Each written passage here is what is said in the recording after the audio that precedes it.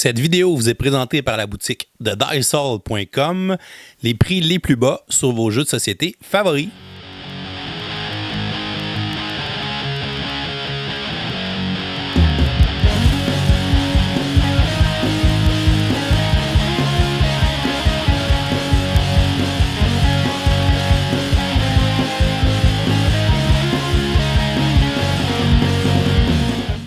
Bonjour chers amis joueurs, ici LP et bienvenue à ce nouvel épisode de Kickstarter 101 or Not. Aujourd'hui, je te présente le jeu Apex Theropod Deck Building Game. C'est un jeu de cartes, c'est un deck building.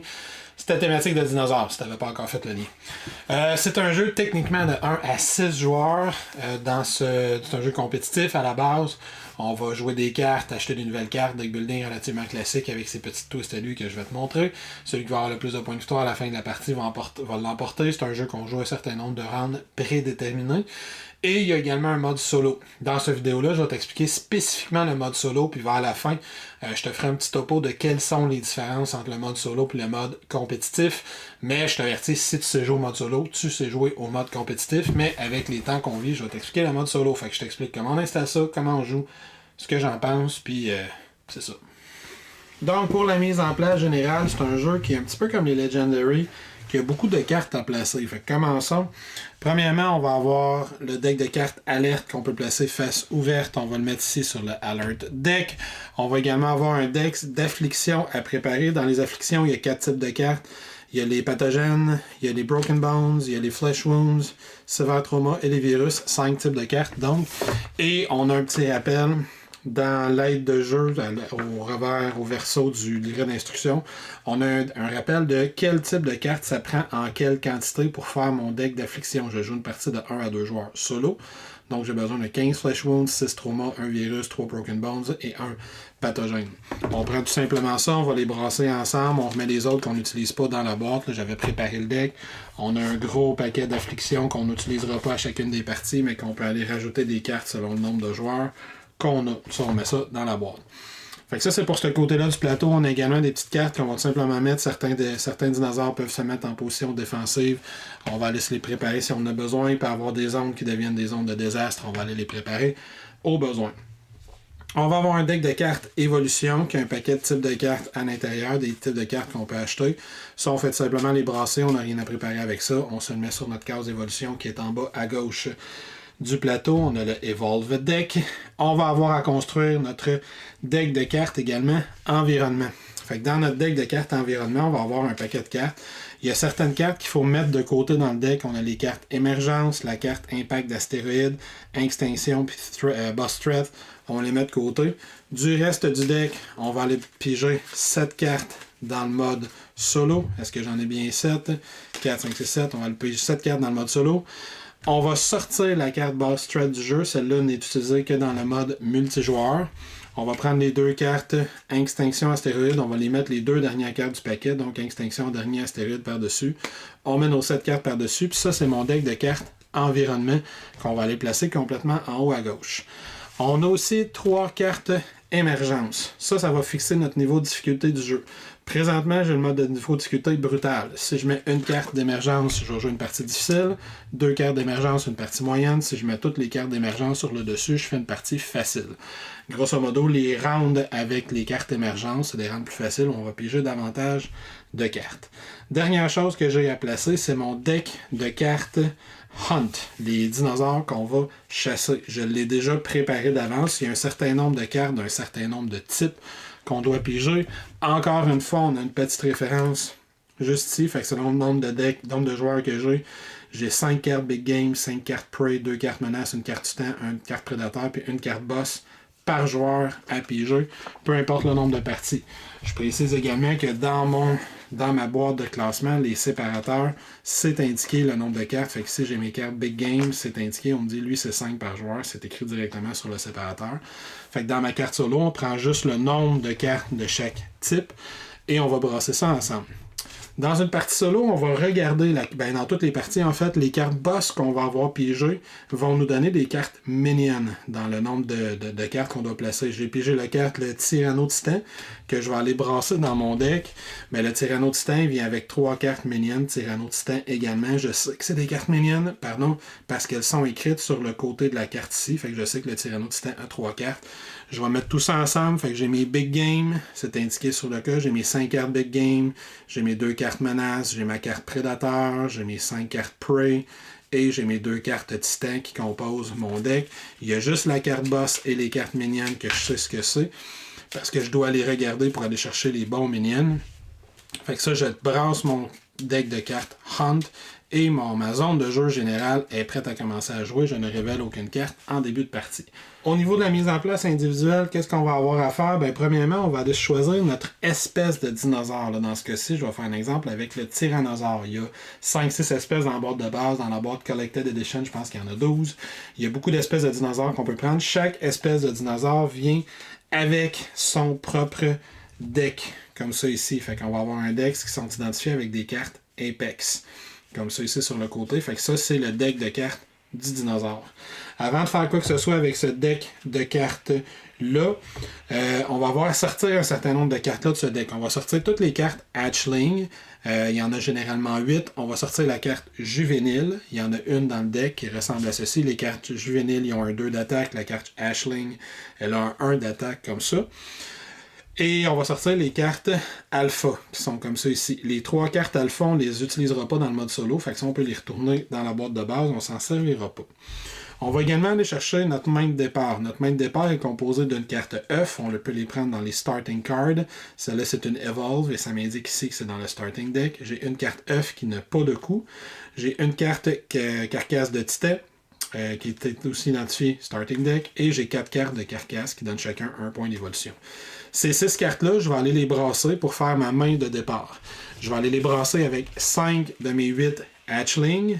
Donc 1, 2, 3, 4 et 5. Et je vais aller les brasser avec ma carte juvénile. Fait que ces 12 cartes-là vont représenter ma main de départ. Je vais en piger 6 en début de partie. Fait que ça, je pourrais même les piger tout de suite si je veux. Et je saurai ce que c'est ma main de départ. Chaque joueur a un petit plateau personnel comme ça. Fait que ma main de départ, je vais la mettre sur le draw pile. Qu'est-ce que je fais avec les 3 hatchlings qui me restaient? De mon deck de tyrannosaure, on va le brasser comme il faut. On va en piger 20. 3, 4, 5, 6, 7. On va brasser 20, on va piger 20 cartes. Les autres, on les retourne dans la boîte. On s'en sert pas pour cette partie-là. Sur ces 20 cartes-là, dans ces 20 cartes-là, on va aller brasser les 3 cartes hatchling que j'ai mis de côté en début de partie. Et ça va être mon Dex Apex. C'est le Dex duquel je vais tenter d'évoluer mon dinosaure. On va aller le placer juste ici. Il est identifié Apex Dex juste ici. On fait attention pour ne pas mélanger les deux. Ensuite, il me reste juste à piger 6 cartes. Et je suis prêt à commencer à jouer. Comment on gagne, on perd dans une partie de Apex, le deck building game? C'est un jeu où on prépare notre race de dinosaures à devenir le prédateur ultime. Fait qu'on veut aller battre le boss qui est caché à l'intérieur de ce deck-là. Dès qu'on bat le boss, on va gagner la partie. Puis il y a également un système de points pour mesurer à quel point on a eu une partie qui a du succès. Les cartes environnement, on va en révéler une à tous les tours de jeu, fait que ça nous sert de timer, de chronomètre dans notre partie. Fait qu'on a vu, moi j'ai racheté mes 3 cartes émergence, dis-je, j'ai donc une partie plus facile, entre autres, parce que j'ai plus de tours de jeu pour battre le boss. Si on se rend à la dernière carte, on sait d'avance qu'on l'a placé, c'est une carte extinction. Si à la fin de ce round-là, je n'ai toujours pas battu le boss, on va perdre la partie. Fait que ça, c'est pour le mode solo. Dans le mode multijoueur, comme j'ai dit, je vais revenir plus à la fin du vidéo, une petite parenthèse. Donc voilà pour comment on gagne ou on perd. Au niveau de la structure de tour de jeu, on va faire rapidement un premier petit round de jeu pour montrer comment le jeu se joue rapidement. On va faire un round ou deux, ça va expliquer, ça va être très très clair. Première chose qu'on fait au début d'un round, puis on a une petite carte comme ça, une petite aide-mémoire pour se rappeler comment on fonctionne d'un tour de jeu à l'autre. Begin round, je révèle une carte environnement. Fait qu'on va révéler une carte environnement et on va faire ce qui est écrit dessus. Les cartes environnement, la première qu'on a eue, c'est émergence. Fait que dans ce cas-ci, elle me dit hatch a card, draw a card. Et on me dit dans la phase ambush, les effets d'embuscade ne se révéleront pas et si je pige le boss, je le recycle immédiatement. Voyons si ça va se passer. Fait que premièrement, on m'a dit Hatch a card, draw a card. Ça va se passer sur mon plateau personnel. Draw a card, ben, j'ai déjà pigé mes 6 cartes en main de départ. Fait que draw a card, je vais jouer mon premier tour de jeu avec cette carte. Je suis très heureux. Hatch a card, qu'est-ce que ça veut dire? Ben, ici, j'ai ma zone qui s'appelle le Hatchery. On va le voir comme ça ici, indiqué dans le bas. Le Hatchery, c'est des cartes que je peux acheter pour faire évoluer ma race de dinosaures. Fait qu'à chaque fois qu'on me dit Hatch a card, je vais piger une carte de mon Apex Dex. Et je vais avoir une carte de dinosaure que je peux acheter. Elle a un coût d'achat de 4. Elle me donnera 2 d'attaque plus une habileté spéciale si je réussis à la jouer. Si je ne réussis pas à la jouer, nous verrons ce qui se passe à la fin de mon tour. Si je ne réussis pas à l'acheter, nous verrons ce qui se passe à la fin de mon tour. Fait que là, j'ai fait ma phase d'environnement. Hatch a card, draw a card. Je précise tout de suite que les 3 premières cartes environnement seront toujours les mêmes. Les 3 cartes émergence, c'est les autres. C'est toujours les mêmes. C'est ça qui détermine mon niveau de difficulté. Plus j'en ai, plus c'est facile. Toutes les autres cartes vont avoir généralement des effets plus négatifs. Ici, j'ai un Arctic Blast. Ici, je peux avoir un Severe Drought, ou là, j'ai de la sécheresse, je vais tuer des cartes de ma main, des trucs comme ça. Toutes les autres cartes d'environnement vont avoir généralement des effets négatifs. Il se peut qu'il y ait des effets positifs, mais généralement, les cartes d'environnement sont négatives. Et les 7 qui vont suivre, je ne saurais pas qu'est-ce que c'est. Je connais les 2 dernières, puis le nombre de cartes émergence que j'ai sur le dessus.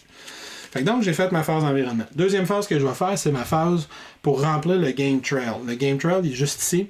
C'est là qu'il va y avoir les différents dinosaures que je peux chasser. Fait que je vais toujours remplir tous les espaces qui sont vides, un par un, en commençant du plus droit. En début de partie, il n'y a rien. Fait que je vais les révéler un par un. Les cartes vont avoir différents mots-clés. Il peut y avoir une carte alerte, ça je vais y revenir. Il va y avoir le mot-clé Hunt si je l'attaque. Il peut y avoir le mot-clé Embuscade que je vais déclencher immédiatement. Dans ce cas-ci, il y a juste une carte alerte, fait que je vais juste le placer. Dans ce cas-ci, il y a une carte, il y a un mot-clé Hunt, fait que je vais juste le rentrer là. Et lui, il y a le mot-clé Embuscade. Fait que lui, normalement, il me dirait j'élimine la proie la plus proche qui est dans le Game Trail. Fait que je vais aller regarder les mots-clés Prey. C'est lui le Prey qui est le plus proche. Normalement, je l'amènerais dans la zone d'élimination. Dans ce cas-ci, par contre, sur ma carte d'émergence, comme je joue en mode facile, ben, on me dit que j'ignore tous les effets d'embuscade au premier round. Fait que dans ce cas-ci, je vais ignorer les effets d'embuscade. Mais normalement, si je révèle une carte qui a le mot-clé Ambush, je fais ce qui est écrit dessus immédiatement. Ensuite, on va peupler la zone d'évolution. Fait que je vais également révéler 4 cartes qui sont des cartes qui peuvent aller dans mon deck pour améliorer éventuellement mon deck. C'est des cartes que je peux acheter. Quand ça c'est fait, on a fait la phase d'environnement, on a populé le Game Trail et le Evolve Pool. Ben là, j'arrive dans ma phase d'action en tant que telle, je vais jouer mes cartes. En premier, si j'ai des cartes alertes, je dois les jouer. Ça, je reviendrai dans 2 secondes qu'est-ce que ça fait des cartes alertes. Deuxièmement, je peux préparer une embuscade. Qu'est-ce que ça veut dire préparer une embuscade? Ben là, je vais aller sur mon petit plateau personnel. Préparer une embuscade, c'est que dans ce jeu-là, si j'ai pas suffisamment d'attaque pour faire quelque chose avec, je peux préparer une embuscade pour un tour suivant. Par exemple, ici, on voit que j'ai beaucoup de points d'achat. Le bleu, c'est les points d'évolution, c'est les points d'achat. Le rouge, c'est mes points d'attaque. Fait que j'ai 2 points d'attaque. Peut-être que je peux pas m'en servir ou peut-être que je ne veux pas m'en servir tout de suite.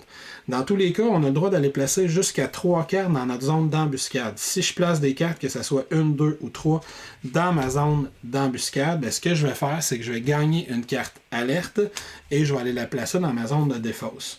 Par contre, dans un tour suivant, pas ce tour-là, mais dans un tour suivant, quand je vais jouer mes cartes d'attaque, je vais aller pouvoir chercher les cartes d'alerte puis les rajouter à ma main. Donc, mes cartes d'embuscade, je peux les rajouter à ma main, augmentant potentiellement mon attaque pour un tour subséquent. Fait que ça, c'est préparer une embuscade. Troisième chose que je vais faire, je vais jouer mes cartes d'évolution si j'en ai. Les cartes d'évolution vont être identifiées avec un mot-clé. En début de partie, on en a une dans notre deck qui est la carte œuf, qui est cette carte-là.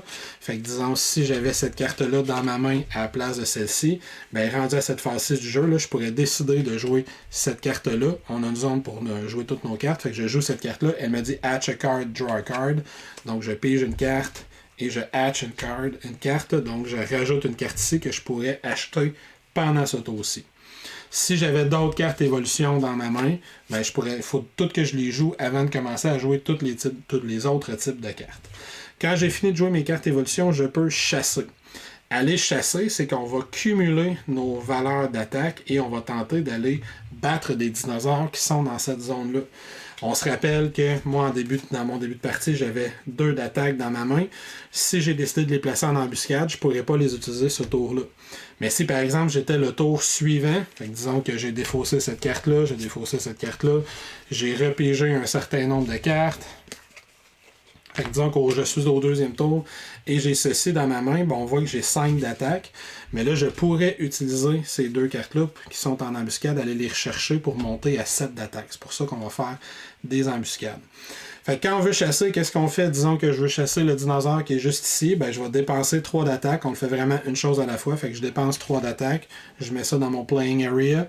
Et je vais aller chercher ce dinosaure-là. S'il y a un effet Hunt, je déclenche l'effet Hunt. Lui, il n'a pas d'effet Hunt. Fait que ce que je vais faire, c'est que je vais retourner dans ma zone de jeu. Et je vais aller le placer dans mon Horde. Juste ici. Et il va rester là.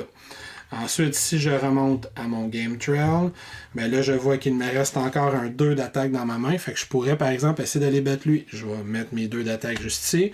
Je vais prendre le dinosaure qui est ici. Il prend 2 d'attaque, mais lui, il y a un effet Hunt. Reveal the top card of the Affliction deck. If it's a virus, then add it to your discard pile, otherwise recycle it. Fait que qu'est-ce que ça dit? Je prends la première carte du Affliction Deck, je le révèle. Est-ce que c'est un virus? Non, c'est un pathogène. Fait que je ne le gagne pas, je le recycle. Le recycler, ça veut dire que je le renvoie en dessous du deck d'origine. Je viens de recycler mon pathogène. Cette carte-là, comme j'ai réussi à la battre, je l'envoie dans mon Horde lui aussi. Il s'en va juste ici. Et ça mettrait normalement fin à ma phase de hunt parce que je n'ai plus d'attaque. Dans mon cas, il me reste un 2 d'embuscade que je n'ai toujours pas utilisé, qui reste dans ma zone d'embuscade. Évidemment, c'est comme si j'étais au 2e tour.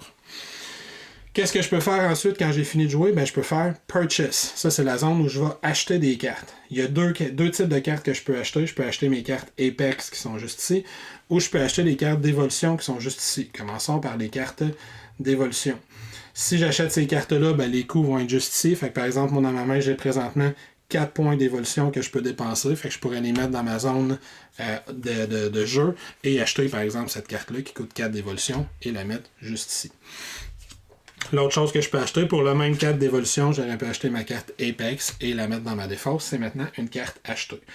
L'autre chose qui est intéressante, c'est que les dinosaures qu'on a battus, vous voyez ici, j'ai battu ces 2 dinosaures-là qui sont présentement dans mon Horde, me donnent également des points d'évolution que je peux dépenser. À la différence que j'ai des cartes dans ma main, ces points d'évolution-là, si je ne les dépense pas, je les garde pour le tour suivant. Mais si je les dépense, je vais les retourner face cachée dans mon den.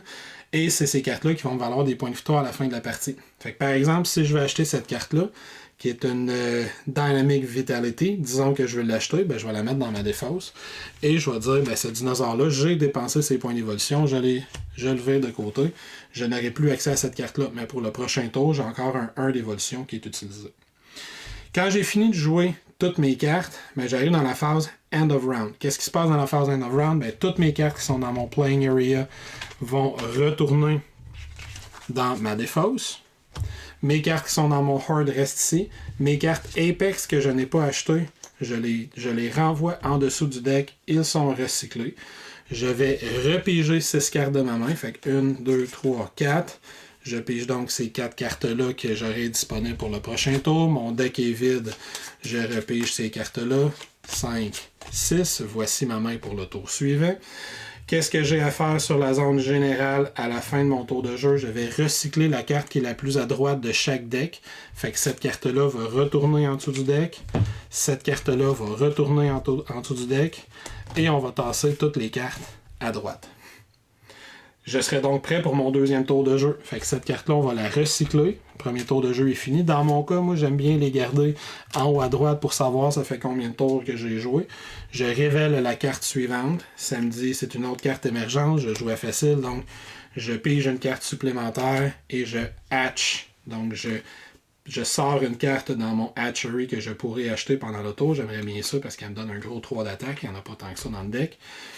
Ensuite, j'arrive dans la phase où je repeuple cette zone-là. Fait que si j'ai une créature, il n'y a pas d'embuscade, fait que je vais juste le mettre là, j'en révèle une autre. Il n'y a pas d'ambush non plus, je vais juste le mettre là, il en révèle une autre. Il n'y a pas d'ambush non plus. Je repeuple le Evolve Pool et je commence mon tour de jeu. J'avais dit que j'expliquerais les cartes alertes.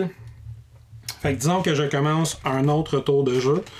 J'ai des cartes dans ma zone ici, j'ai des cartes dans ma zone d'embuscade. Et disons que ma carte d'alerte que j'avais mis tantôt dans ma défausse, ben là, au lieu de piger cette carte-là, j'ai pigé ma carte d'alerte. Fait que quand mon tour de jeu commence, la première chose que je dois faire, c'est jouer ma carte alerte. C'est dit dessus qu'est-ce qu'elle fait. Si j'ai n'importe quelle carte dans ma zone d'embuscade, peu importe le nombre, ces cartes-là sont toutes défaussées. Fait que j'ai tendu une embuscade, mais j'ai alerté les différents dinosaures parce que j'ai pigé la carte d'alerte que j'avais gagnée en organisant mon alerte. Ensuite, cette carte-là va retourner ici et on va déclencher tous les effets d'alerte de toutes les cartes dans le Game Trail de gauche à droite. Fait que par exemple, si je regarde cette carte-là, lui, ça dit alerte, c'est une proie, donc quelque chose de facile à battre. Cette carte-là est recyclée. Je l'ai énervé, je l'ai alerté, fait qu'elle est recyclée, elle s'en va. Je regarde lui, ça me dit alerte, cette carte-là gagne un defensive stance. Defensive stance, ça veut dire que je vais lui mettre la carte defensive stance dessus et c'est indiqué dessus. Lui, quand il y a un defensive stance, il ne peut pas être chassé, donc je ne pourrai pas l'attaquer tant qu'il est là. Il va falloir que j'attende qu'il soit recyclé tout seul. Lui, il y a également un effet d'alerte. Je vais gagner une carte Affliction. Fait que je vais prendre une carte Affliction au hasard, je vais la mettre dans ma défausse. Ça s'en va ici.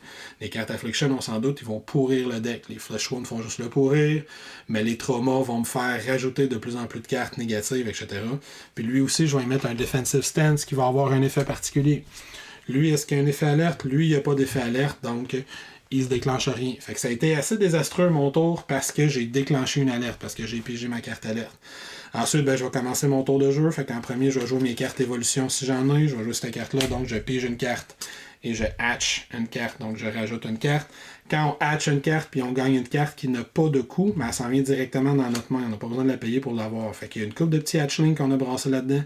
On peut aller les chercher comme ça. Fait que j'ai un petit peu plus d'attaque pour mon tour de jeu. Une fois que j'ai joué toutes mes cartes d'évolution, je vais jouer mes cartes d'attaque. On voit ici, j'ai un 4 d'attaque, mais je peux rien du tout attaquer là-dedans parce que les autres sont en defensive stance, puis lui, ça me prend 6. Fait que ces cartes-là, je vais préparer une embuscade. Je vais les mettre face cachée dans ma zone d'embuscade, mais je vais gagner une autre carte alerte. Fait que là, on comprend que je vais vouloir jouer ces cartes-là avant de piger ma carte alerte. Il me reste juste 5 cartes dans ma pige. C'est possible que je la pige dès le prochain tour. Mais si je la pige pas au prochain tour, je vais probablement vouloir jouer toutes mes cartes d'embuscade. Parce que si on pige une carte alerte et on n'a rien dans notre phase d'embuscade, il se passe rien. On fait juste la défausser tout simplement, puis elle retourne sur la pile. Fait que les cartes alertes ne sont dangereuses qu'une si nous avons des dinosaures dans notre zone d'embuscade juste ici. Si cette zone-là est vide, la carte alerte ne fait rien, puis elle s'en va de notre deck. Donc on a réussi à l'éviter. Une fois que j'ai placé mes cartes en alerte, là j'ai ici 1, 2, 3, 4, 5, 6 points d'évolution que je pourrais utiliser. Je peux me rendre jusqu'à 7 si je décide d'utiliser le dinosaure que j'ai présentement dans mon horde. Peut-être qu'avec mes 6 points d'évolution, je vais vouloir acheter un autre œuf pour pouvoir hatcher davantage de cartes. Ça m'en coûte 2, fait que 1, 2. Et si j'en ai 4, peut-être que je vais vouloir acheter cette carte-là pour 4. Je dépense ces 4-là. Et on continue comme ça. On voit ici avec mon 6, peut-être que j'aurais préféré acheter cette carte-là. Si je ne l'achète pas à la fin de mon tour de jeu, elle sera recyclée, puis j'aurai à en produire d'autres. Et comme je le disais, à la fin de mon tour de jeu, je vais défausser toutes mes cartes. Les cartes que j'ai jouées s'en vont dans ma zone de défense. La carte qui est la plus à droite est recyclée. Si jamais on en vient à recycler une carte qui a un defensive stance, le defensive stance fait juste s'en aller, mais tant qu'on ne dit pas de l'enlever par un effet de jeu particulier, ils vont le garder. Toutes les cartes se tassent à droite. Je vais enlever cette carte-là, puis je vais être rendu à un autre tour de jeu. Fait que je vais révéler une carte environnement, puis on va continuer comme ça jusqu'à la fin de la partie. Quand arrive-t-elle donc cette dite fin de partie, justement? Dans un tour de jeu donné, disons qu'on est quelques tours plus loin, fait que ma carte environnement, je pige un Sever Drought. Quand je peuple la zone, dès que je pige la carte du boss, on peut l'identifier facilement, premièrement, parce que c'est écrit boss dessus, puis deuxièmement, parce qu'il y a comme des tranches de texte là, séparées, on voit lui 6, 0, 6, 7, 10, 11 et plus. Dès que la carte du boss est pigée, on arrête de piger des cartes, on recycle toutes les autres cartes qui sont présentement dans le Game Trail. Ils s'en retournent toutes en dessous. La carte du boss va s'en aller complètement à droite. Et on va prendre une décision. Est-ce qu'on fuit le boss ou on bat le boss? Si on n'est pas encore proche de la fin de la partie, comme là dans mon exemple, c'est juste au 4e tour de jeu, il me reste plein de cartes. On peut décider de fuir le boss si on n'est pas encore prêt. Si on fuit le boss, on va simplement recycler sa carte. Notre tour est terminé. On peut rien acheter, on peut rien combattre, on peut rien faire. On garde nos mêmes 6 cartes en main.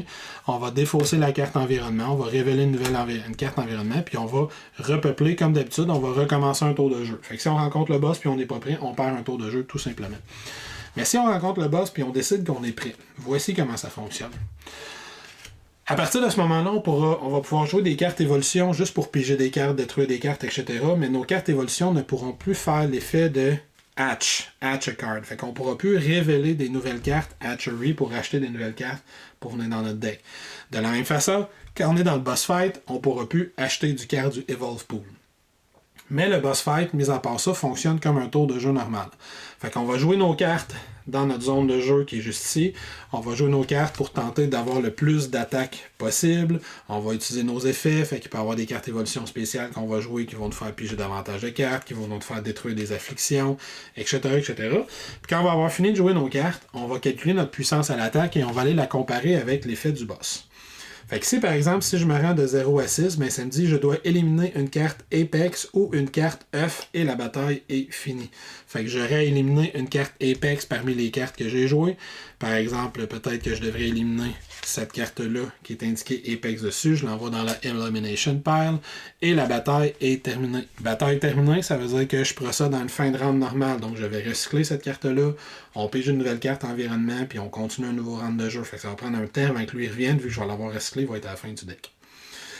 Sinon, si je me suis rendu à 7, ben je gagne une Affliction Card et la bataille continue. Fait que si je me suis rendu à un minimum de 7, je gagne une Affliction Card. Fait que je vais prendre une Affliction Card, je la mets dans ma défausse, là j'ai pas été chanceux, j'ai pigé un Broken Bone, ça va faire un effet négatif à chaque fois que je vais la piger. J'envoie ça dans ma défausse, mais la bataille continue, c'est-à-dire que je repige 6 cartes puis j'ai une autre chance de taper dessus. Par contre, si je réussis à me rendre à 11, cette carte-là gagne une Affliction Card. Fait que je vais piger une Affliction Card et je vais la mettre comme ça sur le bord de la carte. Et la bataille va continuer. On voit que lui, il a 3 points de vie. Il a 3 de health. L'Affliction que j'ai pigé va lui faire 1 point de dégâts, tel qu'indiqué complètement ici à droite. Si j'avais été chanceux, puis c'était le Broken Bones que j'y avais pigé à la place, mais ça lui ferait 2 points de dégâts. Puis la bataille va continuer comme ça jusqu'à temps que je réussisse à y faire 3 points de dégâts. Si à un certain moment, parce que là par exemple, il y a 2 blessures, si le round de jeu suivant, je me rends juste à 6, donc la bataille se termine, ben cette carte-là va être défaussée, puis lui va être recyclé. Fait que quand je vais le revoir, il va être plein. Les dégâts que je vais y avoir faits, ils ne seront pas restés. Par contre, si je réussis à y faire 2, puis là je réussis encore par exemple à me rendre à 7, ben là, c'est moi qui va gagner une Affliction, mais je vais pouvoir jouer un round suivant. Puis si le round suivant, ben, je me rends 11, je vais lui piger un autre Affliction. Fait qu'on voit que je viens de faire 3 de dégâts. Fait que 2 plus 3, 5. Il est mort. La bataille est terminée. Je peux compter mon nombre de points. Et là, je précise, ce boss-là, ce n'est un en particulier, mais dans le deck des boss, chaque boss a ses règles spéciales, son étage, ses propres règles à affronter. Fait que chaque boss va être différent selon le nombre de boss. On voit que certains boss ont même 4 échelles au lieu d'en avoir juste 3. Certains boss, je peux juste leur faire des Flesh Wounds. D'autres, je peux faire juste des Broken Bones, etc. Fait que chaque boss est différent. Là, le boss que je vous ai montré, c'est un parmi tous les boss qui sont dans la boîte. Fait que grosso modo, je vais continuer comme ça à prendre des tours un à la suite de l'autre pour préparer mon deck. Quand je finis par trouver le boss, j'essaie de l'affronter. Si je suis pas capable de l'affronter, je le fuis avant de revenir. Et au fur et à mesure qu'on va avancer, les cartes d'environnement vont être de plus en plus dures. Si j'arrive à l'impact de météore, ben, je vais avoir détruire toutes les cartes de ma main, puis je vais piger juste 4 cartes ce tour-là. Extinction, même chose, je vais commencer ma bataille contre le boss juste avec 4 cartes. Extinction, c'est ma dernière chance de battre le boss. Fait qu'on va tuer toutes les cartes qui sont dans le hunt pile, sauf le boss. Puis c'est ça, si j'ai réussi à battre le boss, j'ai réussi à l'emporter.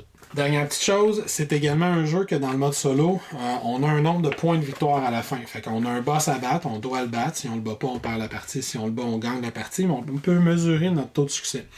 Comme je l'ai dit, au fur et à mesure qu'on bat des dinosaures, on va les placer dans notre Horde Pile. Le Horde Pile reste disponible jusqu'à temps qu'on le dépense. C'est des points d'évolution qu'on peut dépenser pour acheter soit des cartes Apex à tous les jours, soit des cartes d'évolution parmi les cartes qui vont apparaître ici sur cette piste-là. Puis au fur et à mesure qu'on les dépense, on va les envoyer dans son den. Fait que plus la partie va avancer, plus on va avoir des cartes dans son den. En fin de partie, on va regarder toutes les cartes qui nous restent dans le Horde, plus toutes les cartes qui sont dans le den, plus le boss. Et on va additionner leurs points tout simplement. Leurs points sont indiqués ici. Fait que dans ce cas-ci, j'aurai 1, 2, 3, 4, 5, 6, 7, 8, 9, 10, 11, 12, 13 points. Plus Mon boss, qui dans ce cas-ci, il m'en donne 8, donc 13 plus 8, 21. Puis je vais avoir certains modificateurs que je vais ajouter. Fait que si j'ai joué une partie avec 0, 1 ou 2 cartes émergentes, je vais avoir un certain nombre de bonus. Si j'ai battu le boss dans les 7 premiers tours, j'ai un certain nombre de points. Puis si j'ai décidé de rebrasser le deck Hunt à tous les tours de jeu, ce qui le rend très imprévisible, parce que normalement le boss, on sait à peu près quand est-ce qu'il arrive, je rajoute un certain nombre de points. Je rentre ça sur ton tableau-là, soit en passant, mon best score c'est 42. Je rentre ça sur ce tableau-là. Et je peux mesurer comme ça mon progrès d'une partie à l'autre. Et voilà pour les règles d'Apex. Donc, c'était un petit résumé, ben pas un petit résumé, c'était les règles au complet finalement d'Apex Theropod, mais c'était les règles au complet en mode solo. Qu'est-ce qui change en mode compétitif? Premièrement, en mode compétitif, on va avoir 3 petites cartes qui sont les cartes alpha. Il y en a une qui commence dans notre deck, qu'on peut piger. Puis on va avoir 2 autres cartes qui vont toujours être disponibles dans notre hatchery, donc des cartes qu'on peut acheter. Fait que le alpha, on peut le transformer. C'est comme si notre dinosaure principal dans notre tribu devenait de plus en plus gros jusqu'à temps qu'il devienne un vétéran. Puis là, les cartes vont être de plus en plus puissantes. Ça, c'est la première différence. La deuxième différence, quand on joue un multijoueur, c'est qu'on peut attaquer les autres joueurs. Si dans mon tour de jeu, au lieu d'attaquer les dinosaures qui sont dans le milieu, je peux attaquer les dinosaures du horde des autres joueurs. Fait que si j'attaque un autre joueur, j'attaque le joueur à ma droite, je vais décider avec combien de cartes je l'attaque, ma valeur en combat, je vais lui dire que je l'attaque. Lui, il va prendre un certain nombre de cartes de sa main, puis il va dire qu'il se défend ou non. Puis ensuite, on va simplement comparer les deux. On révèle nos mains d'attaque et de défense, puis on compare. Celui qui va l'emporter va infliger une blessure à l'autre. Donc, le perdant va gagner une carte affliction qu'il rajoute à sa défausse. Le gagnant, si c'est l'attaquant, il va pouvoir prendre une carte de son choix dans le horde de son adversaire, donc une carte avec des points d'évolution qui ne sont pas encore dépensés qu'il va rajouter à son horde. Puis si son horde était vide, il va aller piger une carte dans son den, fait que des cartes directement de points de victoire pour la fin de la partie. Si c'est le défenseur qui l'emporte, ben il fait juste protéger ses affaires. Dans tous les cas, l'attaquant défausse ses cartes puis continue son tour de jeu normalement, mais le défenseur, lui, défausse les cartes qu'il a jouées, mais repige le même nombre pour quand même jouer son nombre de tours son tour de jeu à 6 cartes. Fait que ça le désavantage pas tant que ça, mais ça peut faire partie de la stratégie. Si je sais que toi, tu as placé des cartes dans ton ambush point, donc tu as pigé une carte alerte, si je t'attaque, tu vas être obligé de défausser des cartes, donc tu vas repiger d'autres, fait que ta carte alerte va revenir plus rapidement, puis ça peut éventuellement te faire perdre un tour de jeu parce qu'il y a plein d'effets qui vont se déclencher vu que tu piges une carte alerte. Fait que ça, c'est l'autre différence. Une dernière différence, c'est qu'il y a une carte qui se rajoute dans le deck environnement qui est la carte Boss Threat. Quand on joue en multiplayer, les boss ne commencent pas à l'intérieur du deck, ils commencent à part du deck, puis il y a une carte environnement qui les fait apparaître. Chaque joueur va avoir à affronter son propre boss et va l'attaquer une fois. Et selon son résultat, ça va lui donner un nombre de points de victoire bonus. S'il atteint juste la première ligne de texte du boss, on ignore c'est quoi ces différentes lignes de texte. S'il atteint sa première ligne de texte, il ne score pas de points de victoire. S'il atteint la deuxième, il va scorer la moitié des points de victoire de la carte. Puis s'il atteint la troisième, la dernière, il va scorer tous les points de victoire. Pour les dinosaures à 4 lignes de texte, s'il atteint la troisième, il va scorer la moitié plus 2. Puis s'il atteint la dernière, là, il va scorer la carte au complet. Fait qu'on a une chance d'affronter le boss quand on joue en multiplayer.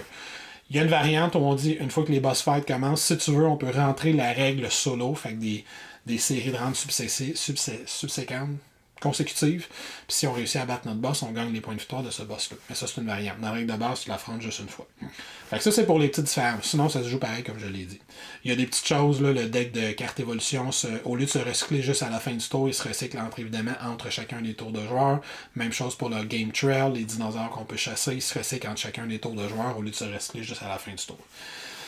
Maintenant, qu'est-ce que j'en pense? Premièrement, au niveau des composantes, le jeu est vraiment excellent au niveau des composantes. J'aime beaucoup le fait qu'il y ait un plateau personnel. Chaque joueur a un petit plateau individuel qui ressemble à justement celui que vous avez vu. Fait que chaque joueur a le sien, c'est des plateaux en carton. Il y a également dans une version qu'on peut acheter des playmats pour chacun des joueurs. Ça permet vraiment de bien organiser son espace de travail vu qu'on a beaucoup de decks différents. Ça, c'est très intéressant. La qualité des cartes est exceptionnelle. C'est des cartes extrêmement rigides. Super bonne. Puis j'aime beaucoup le visuel très, justement, tous les dinosaures différents. Je ne suis pas un expert en dinosaures, je trouve que ça ressemble tout un peu, ce qui est normal pour les dinosaures, mais le visuel des cartes est vraiment exceptionnel, selon moi. Puis c'est pas un jeu qui a des jetons, fait que j'ai pas à parler de ça. Mais sinon, la qualité du matériel A+. Au niveau du gameplay, je suis un grand amateur de deck building, c'est pas un secret, fait que c'est déjà un jeu que j'aime à la base, juste à cause de ses mécaniques, mais je trouve qu'il y a 2-3 très belles twists sur le deck building. Premièrement, le Ambush Point. J'adore ça. J'ai un tour, j'ai 5 d'attaque, mais ça donne qu'il n'y en a pas des monstres à 5 ce tour-ci. Ben, je vais prendre 3 de mes cartes qui peuvent me donner potentiellement 3, 4, 5 d'attaque. Je les mets dans mon Ambush Point, fait que je gagne une carte d'alerte, il y a un petit aspect pour Sherlock. Mais au prochain tour, ces 5 points d'attaque-là, je vais pouvoir les réutiliser. Fait que mes mauvais tours ne sont pas si mauvais que ça. Je me garde des réserves pour les tours suivants. J'adore ça. J'adore l'aspect push your luck qu'il y a, parce que si je place des cartes dans le ambush point, je vais gagner une carte alerte.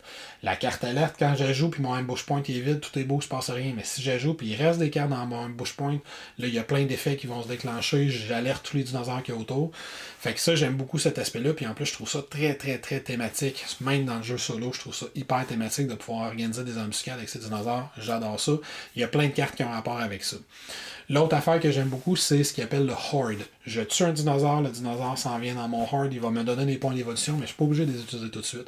Fait que lui aussi, mes points d'achat, je peux les accumuler d'un tour à l'autre. Je peux tuer plein de petits dinosaures qui vont me donner juste un ou deux, puis quand j'en ai plein, là, je dépense pour acheter une grosse carte d'évolution qui coûte 8 ou 9. J'adore ça. Ça me permet encore une fois, quand j'ai un tour un peu plus malchanceux, de le garder au complet, puis de garder des réserves pour les prochains tours. J'adore ça. J'aime beaucoup le fait que les dinosaures ils ont des decks différents. Le Raptor, il se joue pas comme le Tyrannosaure, qui se joue pas comme l'Utahoraptor, qui se joue pas comme le Mégalodon. Ils ont toutes des petites techniques. Ils se ressemblent un peu. Il y a des choses qui reviennent à l'intérieur des decks les uns les autres, mais c'est quand même une belle variété. Par exemple, le Raptor, il y a plein de cartes que si je les mets dans le Ambush Point, ils ont des bonus quand il fait une embuscade, ce qui est très thématique. Le Raptor, il y a des cartes qui ont le mot-clé d'infiltration. Fait que quand cette carte-là, ça inflige une carte affliction automatiquement à un boss, peu importe la valeur. Très intéressant, très thématique aussi. Fait que ça, je trouve ça très très bien construit. J'aime beaucoup le Game Trail, il se recycle rapidement, les cartes évolution se recyclent rapidement, tout bouge, tout est extrêmement fluide. Dans les parties solo, on parle de parties à 45 minutes, 1 heure, étant donné que c'est juste 7 tours de jeu. Plus les 2 derniers tours finaux, fait que 9 tours de jeu, plus le nombre de cartes d'émergence que je mets, fait que 9 à 12 tours de jeu max. Fait que tu as besoin d'être très efficace. Puis je trouve ça très original, très thématique, la construction du jeu. Le but du jeu, c'est de se construire un deck le plus efficace possible pour affronter le boss quand je vais l'affronter. Fait que c'est des espèces de boss fights qu'on prépare pendant 10 tours jusqu'à temps qu'il y ait mon boss. J'aime la façon dont les combats contre les boss se déroulent avec des rounds successifs où j'ai de plus en plus de cartes affliction qui rentrent dans mon deck. Puis il faut que je réussisse à le battre avant que mon deck soit trop pourri puis que je sois plus capable de rien faire et donc que je passe les limites de temps. Fait que donc c'est un jeu qui est pour moi, énormément de côtés positifs. Au niveau du négatif, il y a la mise en place qui est un peu longue, surtout en début de jeu, parce qu'à la Marvel Legendary, il y a plein de decks différents que je vais aller prendre plein de cartes différentes pour faire ma mise en place. Fait qu'au début, on s'y perd un peu. Puis je suis pas tout sûr que je trippe sur l'aspect de s'attaquer les uns les autres dans le mode compétitif, mais en même temps, c'est très thématique dans un jeu de dinosaures d'aller voler les proies et les carcasses des autres joueurs. Je trouve ça très très thématique, mais je l'aime mieux en mode solo. Livre de règles pour un Kickstarter, je dis souvent que c'est pourri. Celui-là, il est vraiment très bon. Il explique toutes les étapes comme il faut. Et il est vraiment séparé en 2 parties. On te dit pas voici les règles puis voici les variantes en compétitif ou en solo. T'as la moitié du livre, t'expliques comment jouer en solo, puis l'autre moitié du livre, t'expliques comment jouer en multiplayer. C'est très intéressant. C'est un jeu qui reste encore plusieurs copies à gauche à droite dans différentes boutiques. Fait que si t'aimes les deck building, si t'aimes la mécanique dinosaure, puis si t'aimes les jeux solo, pour moi, ça, ce jeu-là, c'est un coup de circuit. C'est sûr qu'il est dans mes jeux de l'année 2021. C'est sûr et certain. Je te le prédis déjà, puis vu que c'est moi qui décide, je peux déjà te dire que ça va être ça. Fait que sur ce, j'espère que ça t'a aidé à te faire une idée sur ce jeu-là. Si t'aimes pas, évidemment, les deck building, ce sera pas pour toi. Il y en a qui ne pas c'est les mécaniques dinosaures. Puis celui-là, c'est quand même un jeu qui est court. Ça se passe rapidement. Tu construis pas ton deck de façon indéfinie. Fait qu'il y en a peut-être qui vont être ralentis un petit peu par ça. Parce que comme le jeu se joue en une dizaine de tours de jeu, même en multiplayer, tu passes pas 50 000 tours à construire ton tour en ayant un deck super efficace. Il faut que tu sois très optimisateur dans la façon de construire ton deck. Fait que peut-être que ça va en faire reculer certains. Mais moi, personnellement, j'ai vraiment trippé sur ce jeu-là. Fait que sur ça, je vais te souhaiter une excellente fin de journée. Je vais venir t'inviter à t'abonner à notre chaîne YouTube si ce n'est pas encore fait, à venir nous visiter sur Facebook, Twitter, Instagram. Et à venir, pourquoi pas, nous supporter sur Patreon si tu souhaites que l'on continue à te fournir du matériel d'excellente qualité. Sur ça, ciao, à la prochaine et fais attention à